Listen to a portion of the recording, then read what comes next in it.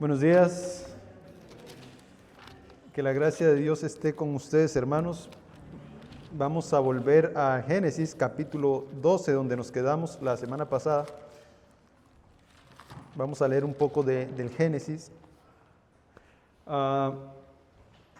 y vamos a leer el versículo 17 hasta el capítulo 13, versículo 18. Dice así la palabra del Señor: pero el Señor hirió a Faraón y a su casa con grandes plagas por causa de Sarai, mujer de Abraham. Entonces Faraón llamó a Abraham y le dijo: ¿qué es esto que has hecho? ¿Por qué no me avisaste que era tu mujer? ¿Por qué me dijiste, es mi hermana, de manera que la tomé por mujer? Ahora pues, aquí está tu mujer, tómala y vete.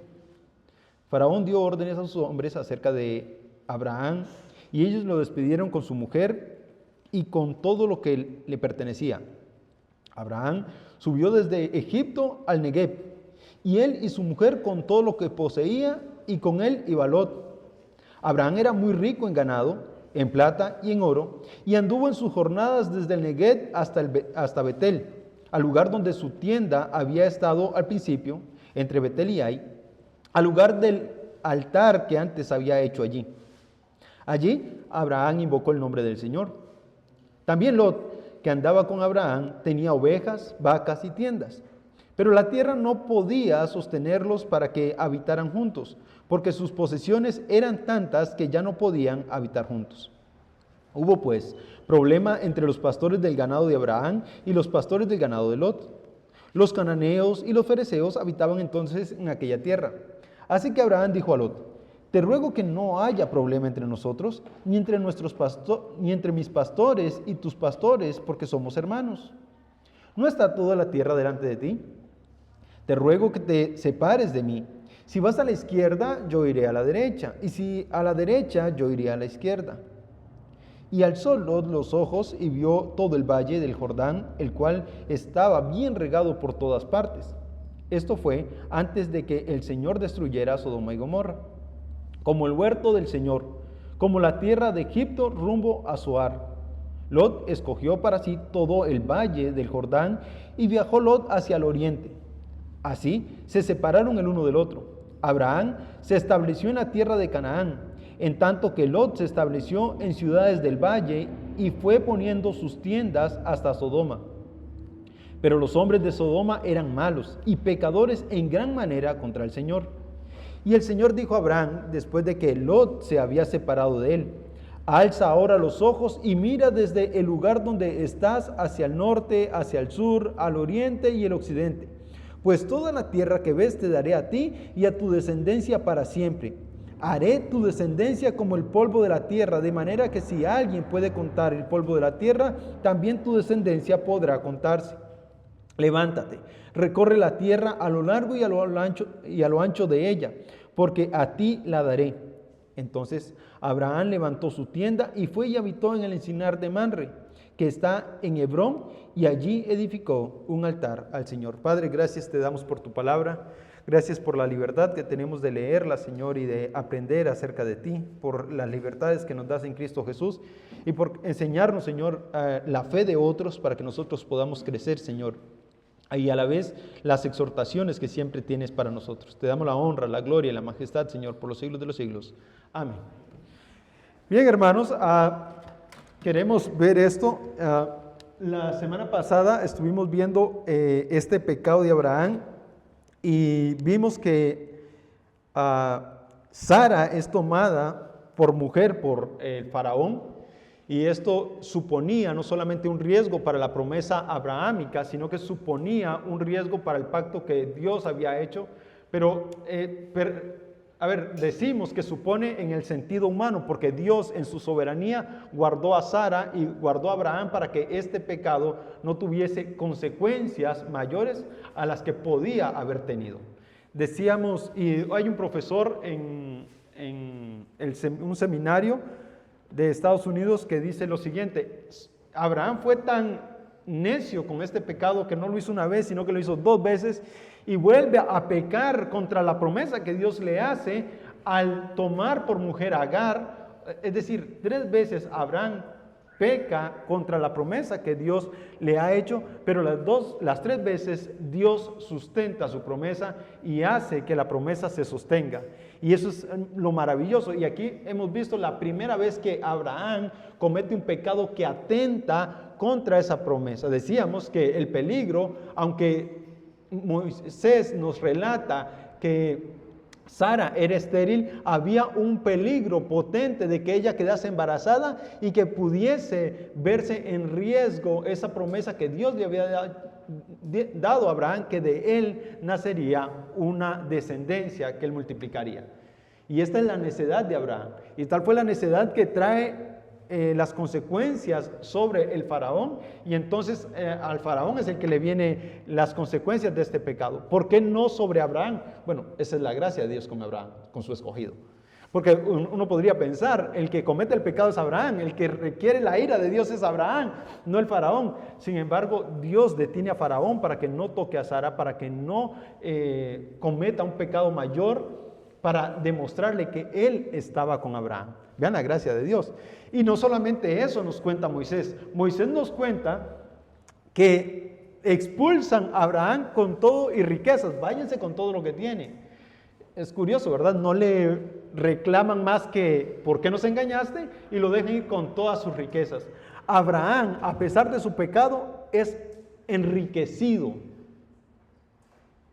Abraham, a pesar de su pecado, es enriquecido. Dios le da riquezas. Le da mayor, hace crecer sus riquezas. Cuando deberíamos pensar, que Dios más injusto, ¿verdad? Debería caer su ira contra él y empobrecerlo, ¿no? Bueno, Dios está teniendo un trato misericordioso con Abraham. Y esto es gracia, darle a alguien lo que no merece. A diferencia de la justicia, ¿verdad? Darle lo que merece. Y Dios está mostrando su gracia con Abraham.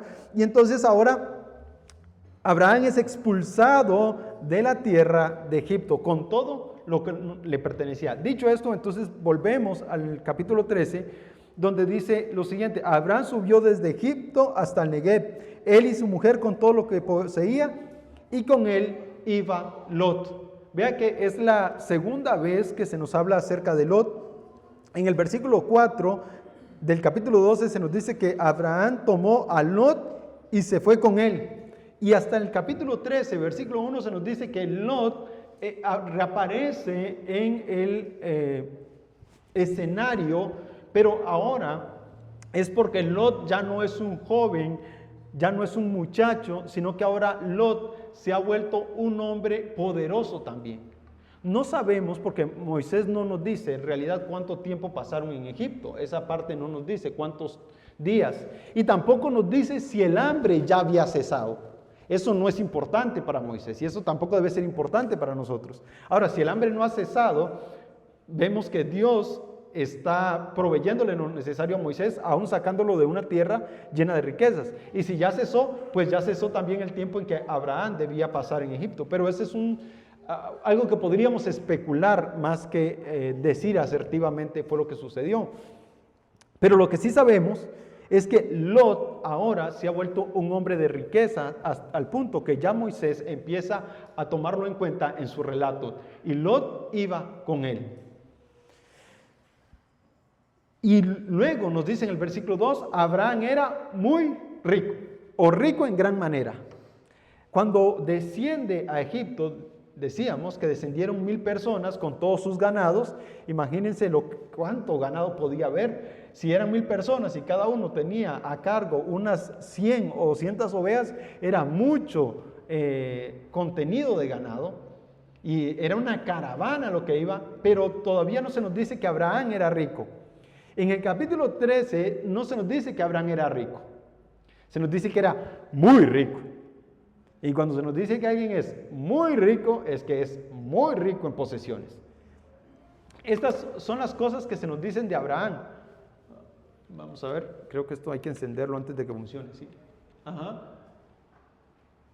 Abraham está aquí, en esta zona. Algunos lo sitúan un poco más cerca del Cairo, otros lo sitúan más cerca del delta. y es donde él ha estado. Entonces él había descendido, porque esto es una llanura y Israel es una zona montañosa y se dice que ha descendido por eso, porque geográficamente él desciende. ¿Se acuerda que habíamos visto que esta es una zona rocosa llena de montañas y esto es un valle? Lógicamente porque aquí es donde el gran río desemboca, entonces todo esto es una llanura y por eso se dice que descendió, pero ahora él está subiendo de ese lugar. Hay algo que se nos dice acerca del regreso. Abraham tiene una lucha moral entre el bien y el mal que ha comenzado dentro de él.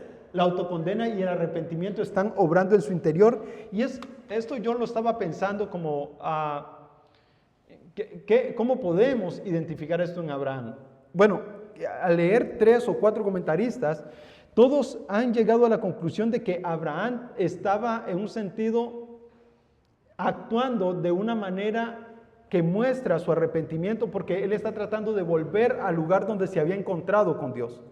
No solamente está volviendo a la tierra prometida, sino que está tratando de volver hacia el lugar donde Dios se le había aparecido. Entonces es como que si Abraham sintió que definitivamente se había separado de Dios y necesitaba regresar, peregrinar de nuevo hasta encontrarse con el Señor, hasta volver a entregar un sacrificio al Señor.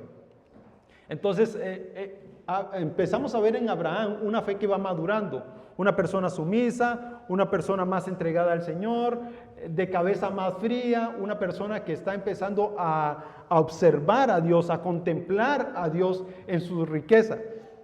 Y no es para menos, hermanos, de la que ha salvado Dios a Abraham. De la que ha salvado Dios a Abraham. Y si ustedes han leído el Génesis, por mucho menos de lo que Abraham ha hecho aquí, gente, Dios la hizo perecer. Por mucho menos. La gracia de Dios con Abraham, hermanos. Profetas que desobedecieron, Dios los hizo que fuesen muertos a causa de un león. Por una pequeña desobediencia, no es una desobediencia. Y aquí vemos a Abraham que pone en riesgo la promesa que Dios le ha dado y Dios lo enriquece. La fe que lo va haciendo crecer. Bueno, son los tratos diferidos que Dios tiene y por todos hay gracia, en todos hay gracia. Es la gracia de Dios para cada uno en diferentes maneras. Por eso nosotros no podemos decir que Dios actúa de una manera con mayor gracia hacia Abraham que con otros. No, es que Dios tiene una gracia particular para cada uno de nosotros en nuestras vidas, en nuestros escenarios, y debemos agradecer que Dios tiene gracia para nosotros. La gracia que para usted es gracia, para mí puede ser la misma gracia, pero en disciplina para que yo crezca en la fe. Es la gracia. La enfermedad es una gracia de Dios para nuestra vida, para que confiemos en el Señor. Es la gracia de Dios. La muerte es una gracia para el pecador, para que no muera o no viva eternamente pecando. Es la gracia de Dios. Entonces, aquí vemos que al menos en Abraham ya empieza a verse ese espíritu sumiso a Dios, porque la gracia de Dios le está permitiendo ver y observarlo a él. En cuanto al retorno, se me fue un poco. Ahí está, el retorno. Bueno, vean lo que se nos dice aquí. Abraham era muy rico en ganado, en plata y en oro, y anduvo en sus jornadas desde Neguet hasta Betel. Bueno, esta expresión, anduvo en sus jornadas, literalmente significa, o se puede traducir, fue acampando. El regreso de Abraham no fue un regreso lineal, no fue un bus directo, por decirlo de alguna manera, sino que fue pausado. Salía de un lugar, descansaba en otro, se levantaba, se iba un regreso un poco lento, por decirlo de alguna manera. Tenía que acampar. Y esto, hermanos, tiene sentido. Tiene mucho sentido que sea así, porque recuerden que era muy rico y tenía muchísimo ganado y probablemente tenía mucha gente a cargo de él. Y hacer un trayecto tan rápido podía poner en riesgo todo su ganado. No solamente por las fieras del campo, sino porque las ovejas, cuando están paridas, solo pueden caminar cierta cantidad de terreno, cierta cantidad de kilómetros, pueden perecer si se les exige más. Entonces, pensemos en un par de kilómetros que puedan caminar, luego necesitan descansar, y así sucesivamente. Entonces, el regreso de Abraham no es un vuelo directo, sino que va haciendo pausas, y al menos eso nos dice Moisés. Lo que nos hace pensar que les tomó varios días Abraham regresar a la tierra que Dios le había dado.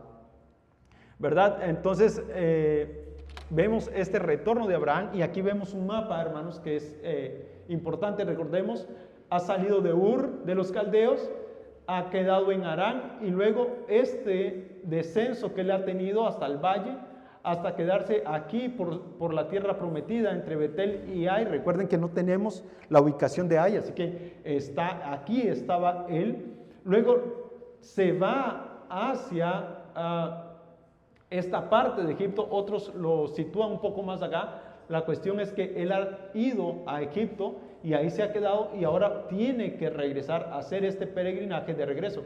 Y aquí está la flechita, ¿verdad? Tiene que hacer este peregrinaje de regreso. Pero la Biblia no se nos queda ahí. Se nos dice entonces que Abraham invoca el nombre del Señor. Al llegar a la tierra que Dios le había dado, él invoca el nombre del Señor de nuevo. Quiere volver a tener esta comunión con Dios. ¿Se acuerdan que yo les decía la semana pasada, creo que sí fue la semana pasada, que una de las características de estos pueblos nómadas es que a donde iban poniendo altares? Bueno, Abraham todavía no tenía esa cultura de ir poniendo tantos altares, o por lo menos Moisés no nos dice que haya puesto un altar en Egipto o que haya puesto altares, sino que regresa a donde Dios se le apareció para ahí invocar el nombre del Señor. Esta necesidad que tiene Abraham es de volver a la presencia del Señor, de volver a encontrarse con Dios. No la encuentra o no ve un lugar más aceptable que el lugar donde Dios ya se le ha aparecido. Y eso es muy bonito, ¿verdad? Abraham va en busca entonces de la comunión con Dios, va en busca de retornar a la comunión que tenía con Dios. Es la necesidad que él siente ahora, después de haberse separado, después de haber pecado, de volver a tener comunión con el Dios Santo que lo había llamado. Bueno, en este contexto, entonces Abraham invoca el nombre del Señor. Es una invocación, es una adoración, es una ofrenda que él ofrece a Dios y llama a Dios, lo consulta, lo invoca para que Dios se manifieste a favor de él. Y la invocación es curioso, al menos viéndolo desde la vista de los judíos, cuando uno invoca a Dios, lo que en la perspectiva judía es llamarlo para tener comunión con Él, es llamarlo para que Él venga en mi auxilio, es llamarlo para que Él haga algo por mí, o llamarlo para que Él reciba mi ofrenda. Y esa es la expresión que hay ahí, llamar a Dios para que venga al encuentro conmigo. Y es bonita esa expresión judía, ¿verdad? Esa necesidad de, ven Dios, quiero ofrecerte una ofrenda, acércate Dios, está en comunión conmigo que yo quiero estar contigo. Y esa necesidad que Abraham tenía probablemente sea porque en Egipto había perdido toda comunión con Dios, se había separado. Pero Abraham sabía que volver a Dios e invocarlo le iba a traer a él el resultado deseado, que era que Dios contestara a su llamado. Moisés no nos dice que Dios se acercó a él. No nos dice eso. Eso se cree que Dios aceptó su ofrenda. Simplemente se dice que fue invocado el nombre de Dios. Y ahí termina el relato del regreso. ¿Cuánto tiempo pasa del versículo 4 hasta el versículo 5? No sabemos. Ahí hay una ventana de tiempo considerable, podría ser meses o quizá hasta años, en la que esa ventana sucede. Tenemos ventanas de tiempo. Tenemos una ventana de tiempo del versículo 20 hasta el capítulo 13, versículo 1. Ahí hay un tiempo que no sabemos cuánto le tomó a Abraham volver a Dios. Y luego tenemos una ventana de tiempo del versículo 4 al versículo 5, que tampoco sabemos cuánto tiempo le tomó a Lot volverse tan rico como para no caber en la tierra con con Abraham. A Lot con Abraham. Entonces no sabemos, pero ahí hay dos ventanas de tiempo. Para que vean que Moisés no nos está diciendo literalmente, y después, sino que nos está solo dando lo que realmente necesita el pueblo de Israel. Recuerden, esto es importante que lo recuerden aquí en el capítulo 13, versículo 4, es que Moisés lo que nos está diciendo es cómo Dios está tratando con Abraham para hacer de él una nación grande. Los detalles no nos importan tanto, sino cómo Dios está actuando para separar a Abraham de su tierra y de su parentela y enriquecerlo hasta el punto de que ahora Moisés está llevando adelante una gran población de por lo menos 1 millón de hombres, sacándolos de la tierra prometida, hacia la tierra prometida, desde Egipto hacia la tierra prometida. Ahora les está diciendo, así fue como ustedes llegaron a ser lo que hoy son. Entonces, por eso esas ventanas no son tan importantes para nosotros, porque al menos para Moisés y para lo que el pueblo judío necesitaba, no es tan importante saberlo. Así que especular acerca de eso no tiene sentido. ¿Cuánto tiempo ha pasado? Sí sabemos que ha pasado un tiempo, porque luego se nos dice en el versículo 5, también Lot, que andaba con Abraham, tenía ovejas, vacas y tiendas. Son cosas que tenía. Ovejas, vacas y tiendas. Lo que significa cuando nos dice que Lot tenía tiendas, es que Lot tenía esclavos a cargo de él. ¿Se acuerdan que habíamos visto cómo era una tienda? Enorme, ¿verdad? Y que en una tienda la gente vivía, había compartimentos para cocinar, para habitar, había salones de visitas. Era toda una casa en forma de una tienda de acampar. Eso era una tienda. Y ahora se nos dice que Lot tenía tiendas. Y si Lot tenía tiendas, es porque alguien habitaba en esas tiendas. Lo que significa que Lot también había adquirido bastantes esclavos. Y ya tenía a cargo una comitiva para él. Ya era un hombre enriquecido, no solamente era un hombre de dinero, de ganados, sino de esclavos. Y aquí es donde el conflicto inicia, porque nos dice, pero la tierra no los podía sostener para que habitaran juntos, porque sus posesiones eran tantas que ya no podían habitar juntos. Ya no podían habitar juntos. El ganado de Abraham no podía estar con el de Lot. Ya no había suficiente pastos. La tierra no podía sustentar los ganados de los dos. Ya no había suficientes riquezas o suficiente espacio para que los dos estuviesen juntos. La propiedad no estaba delimitada como hoy, hermanos. No había unos cercos donde dijese, bueno, esta tierra va a ser de Lot, esta tierra va a ser de Abraham. Eran nómadas, en un sentido, o seminómadas, por supuesto, mejor dicho. Y en este sentido, ellos iban donde había pasto. Y si hoy el ganado se comía el pasto de esta zona, mañana tenían que peregrinar hacia otra zona, y todos los que tenían ganados tenían que hacer la misma trayectoria. Todos en pos de los pastos, ir donde hubiese pastos. Así que no había delimitaciones, no había cerquitos, no había repastos, la gente no sembraba pasto. Era la providencia de Dios el pasto para los ganados. Entonces, cuando se nos dice que la tierra no podía sostenerlos, a esto se refiere. Cuando los hombres iban en busca de los pastos y encontraban el pasto para poner los ganados, había tanto ganado que era muy rápido cuando lo devoraban. Lo podían devorar muy rápido. Aquí en Costa Rica, nosotros que conocemos un poco de ganadería, yo no conozco nada de ganadería, pero he visto los pastos por lo menos, cercan los cuadrantes, ¿verdad? Y ponen cuadrantes y ahí encierran el ganado para que coma un día, y luego de que ha comido todo ese día, lo pasan a otro cuadrante y luego a otro cuadrante, y ahí van rotando los cuadrantes hasta que el pasto del primer cuadrante ha crecido. Entonces el ganado hace como un círculo en el cual va comiéndose los pastos que van creciendo en los cuadrantes sin agotarlo. Bueno, eso es aquí que tenemos lluvia, ¿verdad? Que tenemos neblina, que el pasto crece. En el desierto no es así. En el desierto el pasto dura meses en crecer y quizá hasta años, dependiendo cómo sea la situación de sequía. Y esto es lo que ha sucedido entonces. Ya no podían habitar juntos.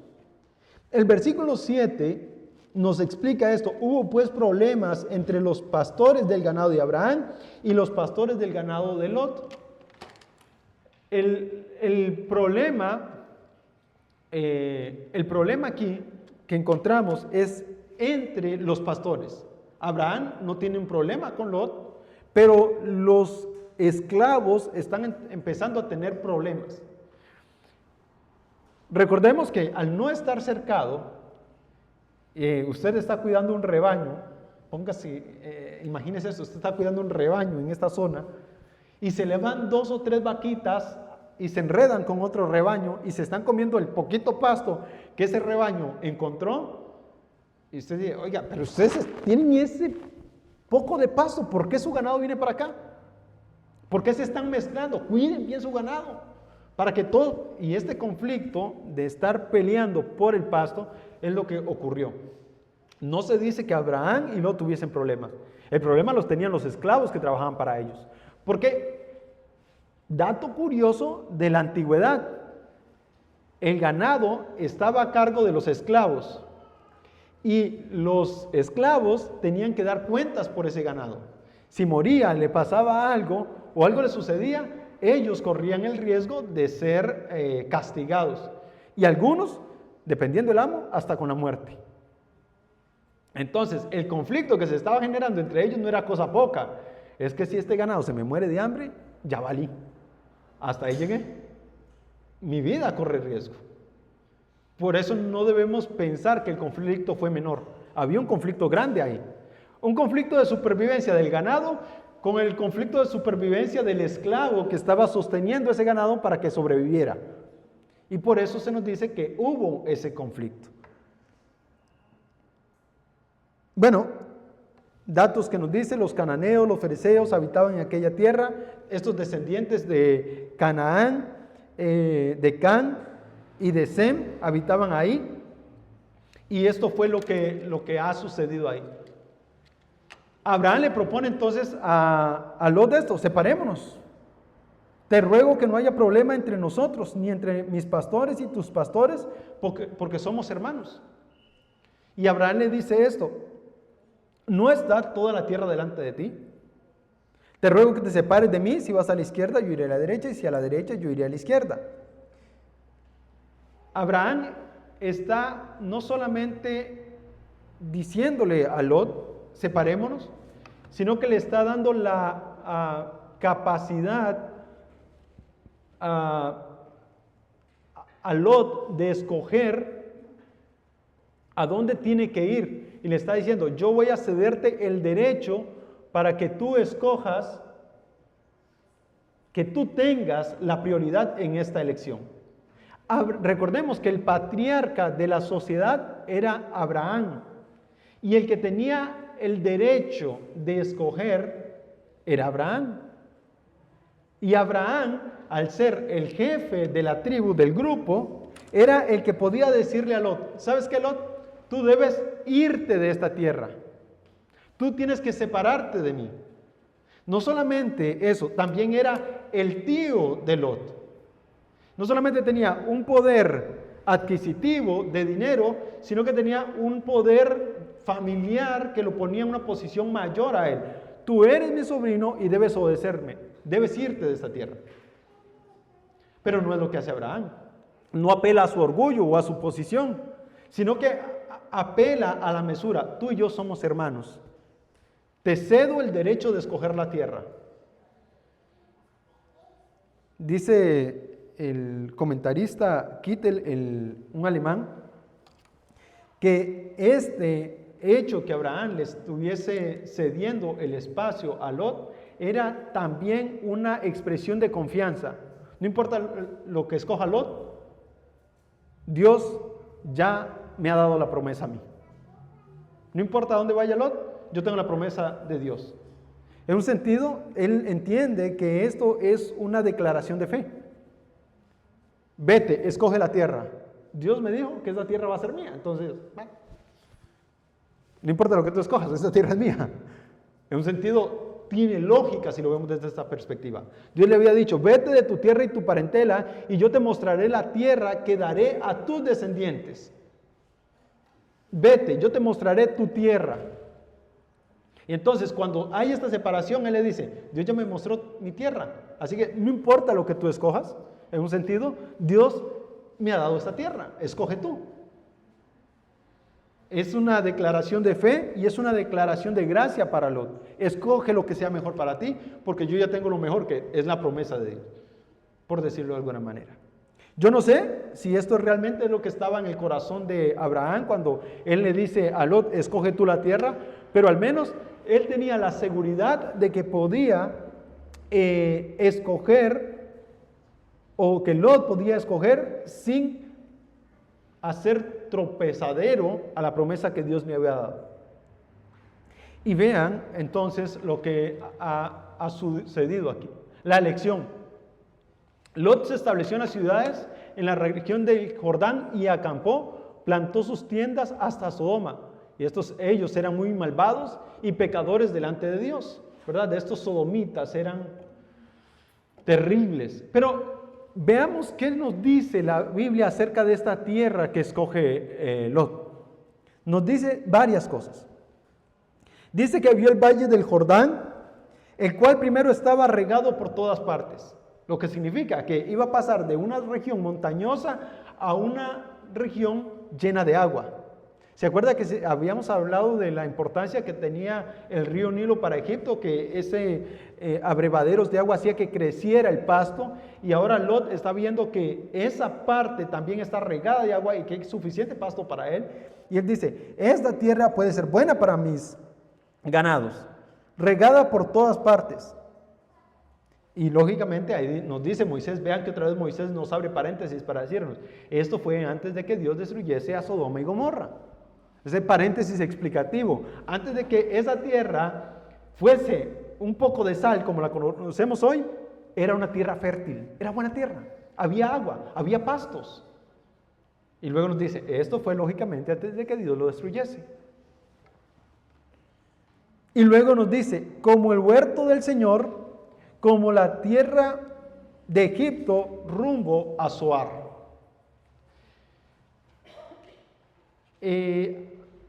No sé, y aquí es donde tenemos que pensar un poco, si Lot estaba pensando en que esa tierra era como el huerto del Edén. Pero Moisés sí sabía que esa tierra era rica como el huerto del Edén, porque Moisés nos dice, y alzó los ojos y vio el valle del Jordán, el cual estaba regado por todas partes. Fue antes de que el Señor destruyese a Sodoma y Gomorra, como el huerto del Señor. Y esto es Moisés el que nos está diciendo. Era una tierra regada como el huerto del Señor. Y si ustedes leen Génesis capítulo 1, el huerto del Señor estaba regada por ríos. Vean en Génesis.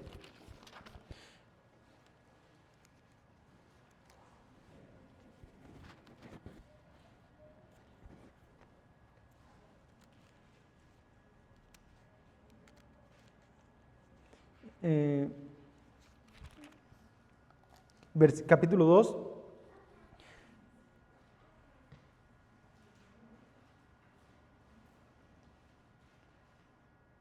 Dice el versículo 10, del Edén salía un río para regar el huerto, y de allí se dividía y se convertía en otros 4 ríos. El nombre del primero es Pisón, este es el que rodea toda la tierra de Havila, donde hay oro. El oro de aquella tierra es bueno, allí hay bedelio y ónice. El nombre del segundo río es Gihón, este es el que rodea la tierra de Cus. El nombre del tercer río es Tigris, este es el que corre al oriente de Asiria. Y el cuarto río es el Éufrates. Esa tierra estaba llena de ríos, y es lo que Moisés nos está diciendo. Cuando Lot alzó los ojos, pudo ver aquella tierra, y era buena esa tierra antes de la destrucción, como lo era el Edén. Y eso es lo que Moisés está viendo. Este no es un detalle menor, hermanos, en la tradición judía, porque significa que al menos Moisés tenía un concepto claro de cómo era el Edén. Lógicamente, él ya nos escribió el capítulo 1 y capítulo 2 del Génesis. Pero al menos en la población, en los descendientes de la línea noéica de Noé, y de Sem especialmente, vamos a ver que Sem todavía, por cierto, antes de cualquier cosa, Sem todavía está vivo. Aquí, en capítulo 13, todavía vive Sem. Y va a vivir en el capítulo 14 y unos capítulos después, pero Sem está vivo aquí. Los descendientes de Sem, por lo menos, tenían la tradición oral de saber cómo era el huerto del Edén en sus principios. Abraham, al menos, probablemente oralmente, su papá le reveló cómo era el Edén en la creación de sus principios. Y probablemente Lot, no sabemos, porque el que nos está dando esta información es Moisés, no es Lot. Y se nos dice que vio esa tierra que era rica como el huerto del Edén, como el huerto del Señor, como la tierra de Egipto rumbo a Zoar, esa tierra de donde ellos venían, ¿verdad? Donde el río Nilo regaba la tierra. Dice el versículo 11, Lot escogió para sí todo el valle del Jordán y viajó Lot hacia el oriente, así se separó el uno del otro. Abraham se estableció en la tierra de Canaán, en tanto que Lot se estableció en las ciudades del valle y fue poniendo sus tiendas hasta Sodoma. Pero los hombres de Sodoma eran malos y pecadores en gran manera contra el Señor. Eran malos, terribles. Todavía no se nos dice qué tan malos eran, pero ya se nos dice que eran malos. Por lo menos delante de Dios eran terribles. Cosas que se nos dicen acerca de Lot en este punto. Es que Lot fue a ese valle y Lot fue estableciendo sus tiendas. Lo que literalmente significa es que la riqueza de Lot se iba ensanchando hasta que alcanzó llegar hasta Sodoma. Descendió hacia esa tierra, es una tierra fértil donde el ganado podía crecer, donde podía reproducirse, y al reproducirse sus tiendas fueron aumentando, sus riquezas fueron aumentando hasta que llegó a Sodoma. Se fue creciendo en gran manera. Punto aquí. No se nos dice que la decisión de Lot fuese pecaminosa. Moisés no nos dice eso. Moisés no nos dice, vean qué pecador fue Lot al tomar esta decisión. O vean el pecado de Lot. No se nos dice eso. De hecho, hasta ahora no se nos ha dicho que Abraham cometió pecado contra Dios. No se nos dice tampoco. O fue malo delante de los ojos del Señor tal cosa. Porque ese no es lo importante para Moisés en este momento. Pero lo que sí vemos hasta este punto es que Lot se dejó llevar por lo que estaba a la vista de él más que otra cosa. Aquí tenemos un mapa, hermanos. Este punto no se ve tanto, tal vez el de audiovisuales nos ayuda ahí. Este punto verde, yo lo veo verde. Sí, ustedes yo creo que no lo ven ni verde ni amarillo. Yo creo que ya se ve verde. Tradicionalmente se ha creído que en esta zona del Mar Muerto es donde se estableció Lot. Tradicionalmente, que fue en esta zona y que estas irregularidades que se ven aquí son las montañas de donde él pudo haber visto que esta tierra era buena y que lo que estaba viendo era estos ríos que anegaban esta tierra. Eso es lo tradicional, hermanos. Y les digo lo tradicional porque en el 2001 se encontraron ciertos vestigios de civilización que ponen a Sodoma y a Gomorra más cerca de aquí que de aquí. Pero tradicionalmente no hay suficiente arqueología para determinar una cosa, así que todavía se mantiene que ha sido en esta zona. Hermanos, punto aquí hablando de la arqueología. La arqueología no determina nuestra fe. Independientemente si haya sido al norte o al sur, lo que nos está tratando de decir la palabra de Dios es que ahí se estableció Lot y que se estableció en un lugar del pecado. Nosotros no podemos defender nuestra fe en base o con base en la arqueología. Si bien es cierto, la arqueología nos da vestigios que nos ayudan a determinar por dónde anduvieron los patriarcas, no es la base de nuestra fe la arqueología. Así que tengamos un poquito de cuidado, meternos en el mundo arqueológico del Antiguo Testamento, porque, hermanos, eso es todo un mundo. Es impresionante lo que es la arqueología del Antiguo Testamento, pero eso no determina nuestra fe. Dicho esto, entonces ustedes van a encontrar en libros que se encuentra por esta zona, pero al parecer esta zona montañosa es donde los conflictos se establecieron y ellos se pusieron de pie en esta zona para ver estos ríos y él pensó que esa sería la mejor tierra para sus pastos. Aquí tenemos un mapa que nos dice otro punto de vista y es esto. Ellos salieron de Memphis, de Egipto, llegaron hasta el Neguev, luego llegaron a Ai, por aquí debía estar Ai, y estas fueron las zonas montañosas de donde vieron los ríos y vean que ahora se sitúa Sodoma y Gomorra en esta zona. Pero la idea es la misma. Ellos desde las partes altas lograron ver estos ríos y por aquí estaba Sodoma y Gomorra. Lo que sí sabemos es que la tierra de Zoar estaba aquí. Si Sodoma y Gomorra estaba aquí o aquí, lo importante es que aquí estaba Zoar. Y eso es importante porque esa es la tierra donde huye Lot cuando viene la destrucción de Sodoma y Gomorra. Entonces, eso sí está más establecido. Ahí se han encontrado, por lo menos está establecido arqueológicamente que ahí estaba la tierra de Zoar. Bueno, en esto también podemos ver dos cosas. La voluntad de Dios, primero, la voluntad de Dios es que Abraham dejara su tierra y su parentela. Entonces, este evento que ha sucedido aquí no nos debe tomar por sorpresa porque Dios ya le había dicho a Abraham, vete de tu tierra y de tu parentela. Y él tomó a Lot y se fue con él. Entonces, lo que vemos en este capítulo 13, o por lo menos hasta el versículo 11 y versículo 14, es que Dios está terminando de cumplir su plan en Abraham, separarlo de su tierra y de su parentela. Aunque Abraham había tomado la decisión de tomar a Lot, la decisión de Dios es que él dejara su tierra y su parentela. Eso es, la voluntad de Dios era esta. La promesa divina estaba. Lot no tenía parte en esta promesa. Aunque la Biblia nos dice que es justo y que luego Dios lo salva de la destrucción de Sodoma y Gomorra, Dios tenía un plan que nada más estaba establecido para Abraham. Por lo menos esta parte del plan era solo para Abraham. Otro detalle no menor en cuanto a esto, datos sobre Lot. Ya era rico en oro y plata, posiblemente Lot era soltero. No se nos dice nada de su esposa. Y el hecho de que su esposa haya perecido de la manera que pereció ha hecho creer a muchos teólogos que el corazón de la esposa de Lot estaba en Sodoma porque ahí estaba su familia, ella era de ahí.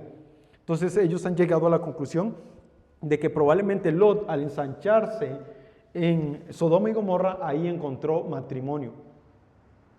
Se plantó cerca de Sodoma y luego se integró a ellos. No solamente se puso cerca de ellos, se acercó a ellos, luego formó parte de ellos.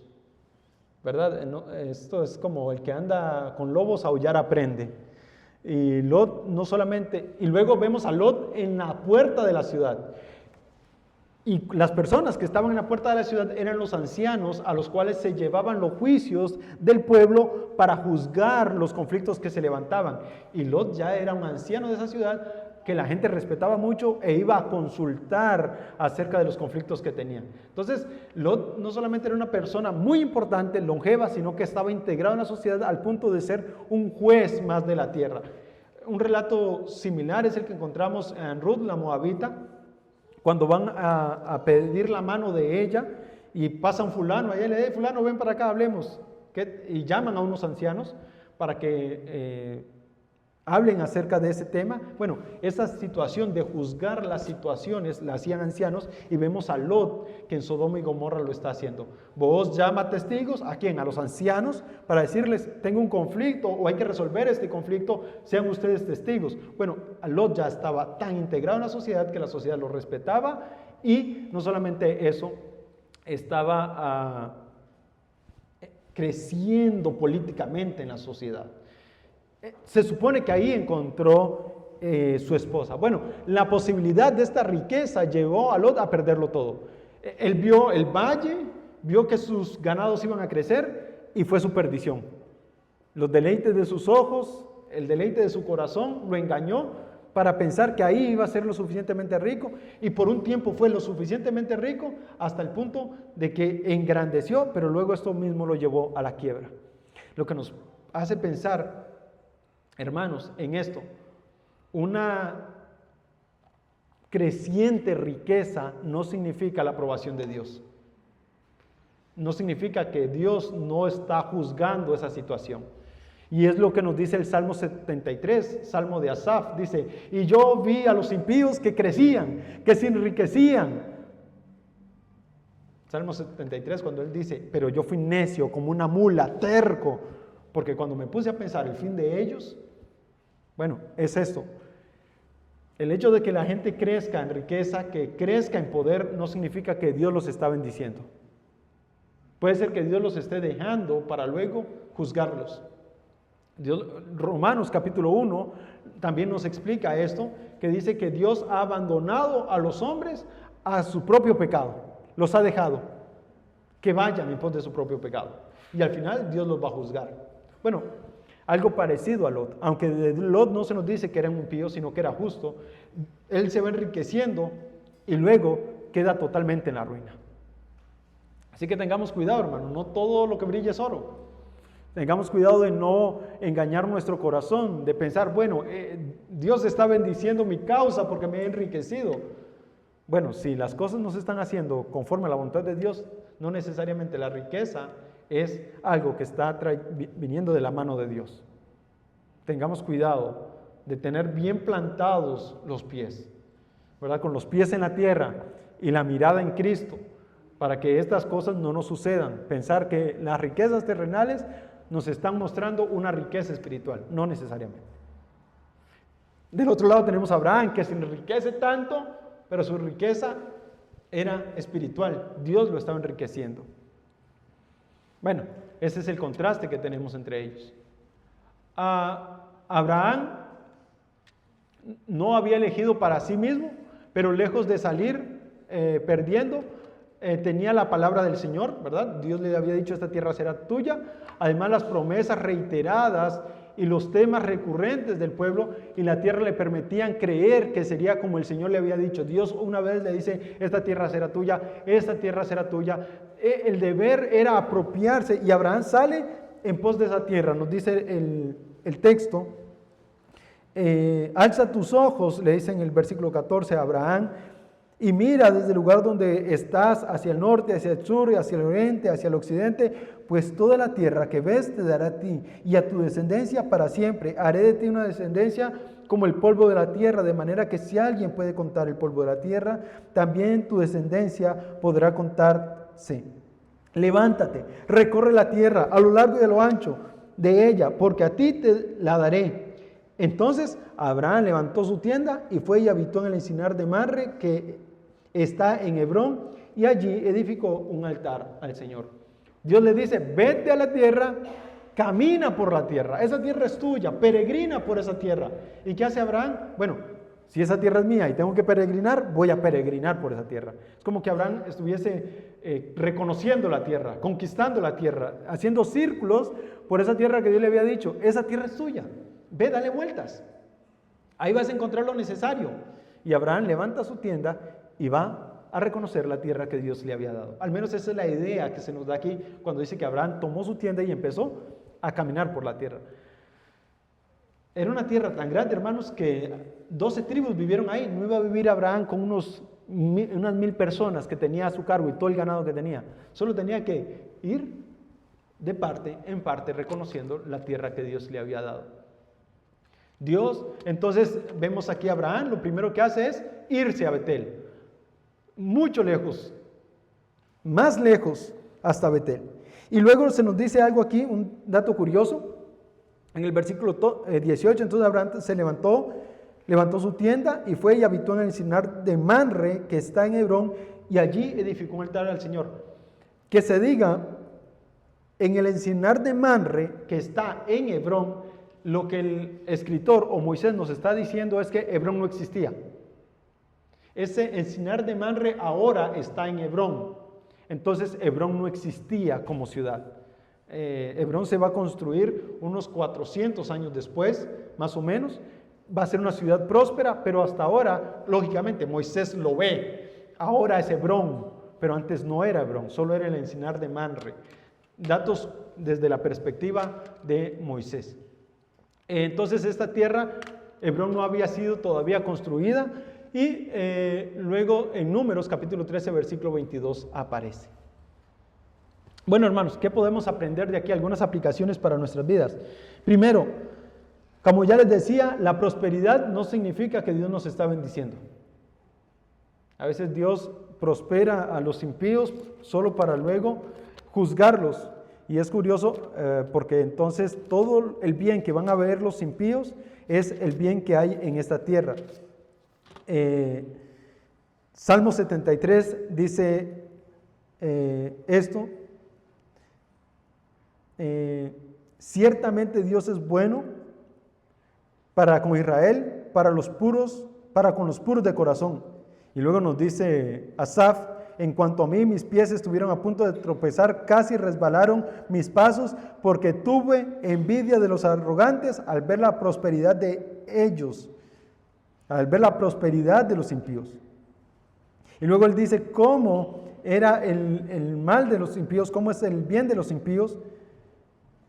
Pero en el versículo 22 nos dice: entonces era yo torpe y sin entendimiento, era como una bestia delante de ti. Sin embargo, yo siempre estoy contigo. Tú me has tomado de la mano derecha. Con tu consejo me guiarás y después me recibirás en gloria. Y esto es lo que el autor nos dice en el Salmo 73. Nuestra promesa no es esta tierra, no son las riquezas terrenales, sino la gloria eterna con el Señor. Y si luego Dios a eso le añade riquezas terrenales, hermanos, estamos hechos. ¿Qué más podemos pedir al Señor? Si aparte de la gloria eterna nos da salud, ¿qué más podemos pedirle al Señor? Pero si añadido a la promesa de la tierra, de un lugar, nos da tribulaciones en esta tierra, también tenemos que gozarnos en ellas y esperar en las promesas de Dios. Las riquezas terrenales no son nuestro objetivo. No es nuestro objetivo ser ricos en esta tierra. Ahora, si Dios nos da riqueza, gloria sea a Dios. Pero nuestro objetivo es la tierra, la promesa eterna, la ciudadanía que está en los cielos esperándonos.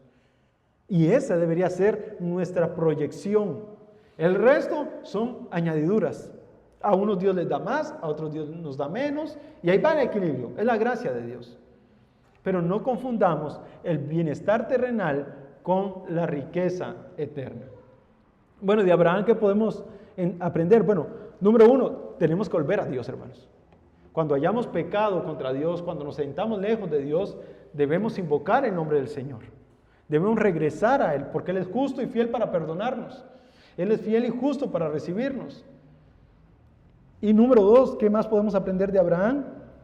Podemos aprender de Abraham que podemos confiar en la promesa de Dios y debemos ejecutar el plan de Dios. Dios le dijo: vete a recorrer la tierra. Y ahora empecemos a ver a un Abraham que empieza un peregrinaje por la tierra prometida.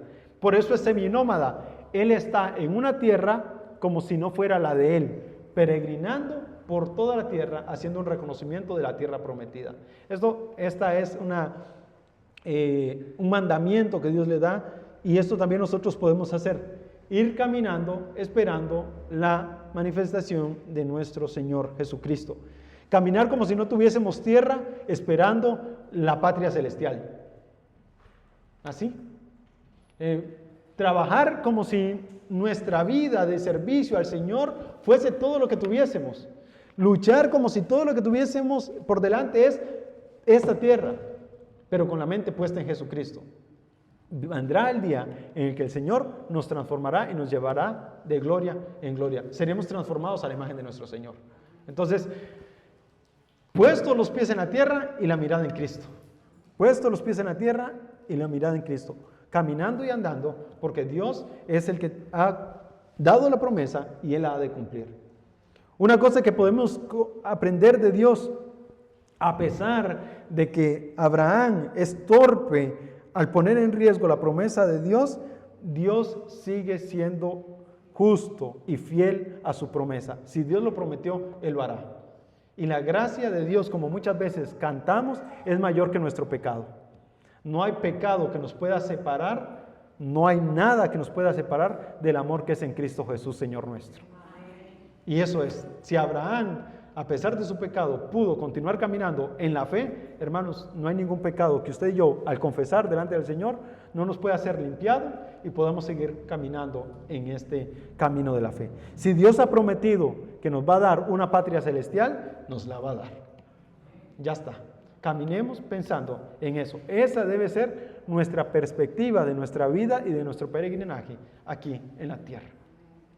Bueno, hermanos, esto es el capítulo 13. Vamos a la próxima semana a hablar un poco del capítulo 14. No lo vamos a ver todo porque es un poco extenso. Hay muchos datos históricos ahí, mucha geografía, de esos que a mí me gustan. Pero si alguien tiene algo que añadir antes de cerrar, este es el momento. Preguntas, respuestas, inquietudes.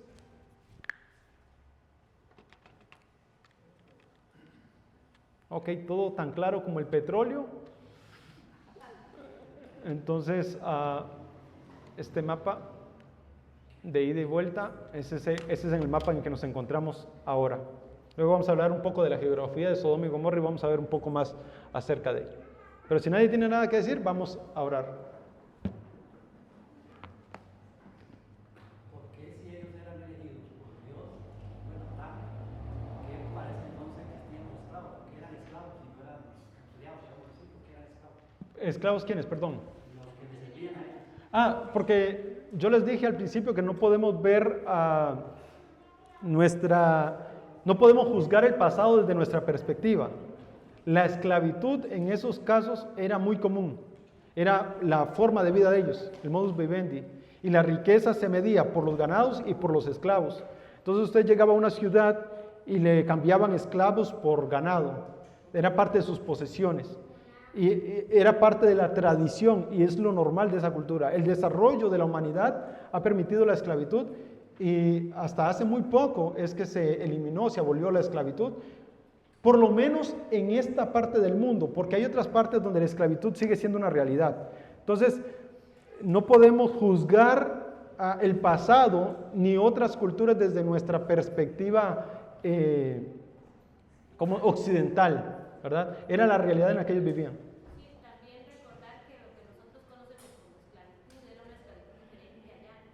Nosotros conocemos una esclavitud de maltrato, feo, y en aquella época era una cosa distinta a lo que nosotros conocemos como esclavitud. Era gente que trabajaba por su comida, por todas las cosas, y no tenía un salario, por decirlo así, que recibir. Pero la cultura que nosotros conocemos de esclavitud es diferente a aquello, ¿verdad? Sí. De posesión nada más. Ajá. Pero sí le pertenecían a ellos. Sí, sí le pertenecía a Abraham. Eran de su pertenencia. Y es curioso, es parte del desarrollo humano. Sí, aquí en Costa Rica, por ejemplo, hace 150 años todavía teníamos esclavos, 100 años todavía teníamos esclavos aquí en Costa Rica, que eran pocos, pero sí había, y es cierto lo que dice la esclavitud aquí en Occidente era muy diferente a lo que era, bueno, en el resto del mundo era muy diferente a lo que era en Israel y en los pueblos que vienen de esa cultura. Era muy diferente el concepto de esclavo a lo que tenemos nosotros. Ahora, algo que quería acotar también, todo lo que nos ha dicho Denis hoy nos debe de llevar a una alegría, a un gozo de que Dios está en medio de nosotros, que somos su pueblo escogido, nosotros, la iglesia, y Él tiene un trato diferente con nosotros al que tiene con los que no son su pueblo. Entonces eso debe llevarnos al gozo de saber que nuestra salvación es algo definitivo, es algo que está en las manos de Dios y solo en las manos de Dios. Nada de lo que nosotros podamos hacer o dejar de hacer va a cambiar eso, como dice en Romanos 8. Entonces debe llevarnos un gozo para tratar de, a pesar de nuestra realidad, a pesar de nuestro pecado, a pesar de nuestro medio, llevarnos al gozo de que la salvación que tenemos es algo seguro y que debe de llevarnos a trabajar por esa salvación. Que ese trabajar por la salvación no quiere decir que nosotros vamos a aportar algo. Lo que tenemos que hacer es hacer uso de esa responsabilidad que como hijos de Dios tenemos. Sí, el trato particular de Dios con los creyentes, ¿verdad? Se ve en Abraham y en Lot. Dios tiene un trato particular con Abraham a diferencia de Lot. Sí, la esclavitud judía es curiosa porque también los amos podían pagar multas por cómo maltrataban a sus esclavos. Por lo menos en Israel. Vamos a hablar de Israel. Pero es muy particular, ¿verdad? Y no podemos otra vez ser anacrónicos. Eso tiene una palabra técnica ahí de domingo, por si lo conoces, ser anacrónicos, juzgar el pasado desde nuestro presente y con nuestra cultura occidental. Somos gente de pueblos muy lejanos, ¿verdad? Con culturas totalmente lejanas y todavía, hermanos, nosotros ni siquiera conocemos cómo era esa cultura más de lo que nos dice la Biblia. Era una cultura totalmente diferente. Sería divertidísimo conocer más de ellos, pero Dios, basta con lo que Dios nos ha dicho, ¿verdad? Las cosas secretas le pertenecen a Dios, pero las que se nos han revelado nos pertenecen a nosotros y a nuestros hijos para que enseñemos las gracias de Dios, ¿verdad? Deuteronomio 29, 29. Okay. ¿Alguien más? Si no, cerramos. Ok, está bien. Vamos a orar. Gracias, Señor, te damos por tu palabra. Gracias por animarnos, Señor, a vivir en la fe. Rogamos, Señor, que nos ayudes, Señor, a andar por medio de ella y que nos guíes, Señor, a toda verdad. Te pedimos esto, Señor, en nombre de Cristo Jesús. Amén.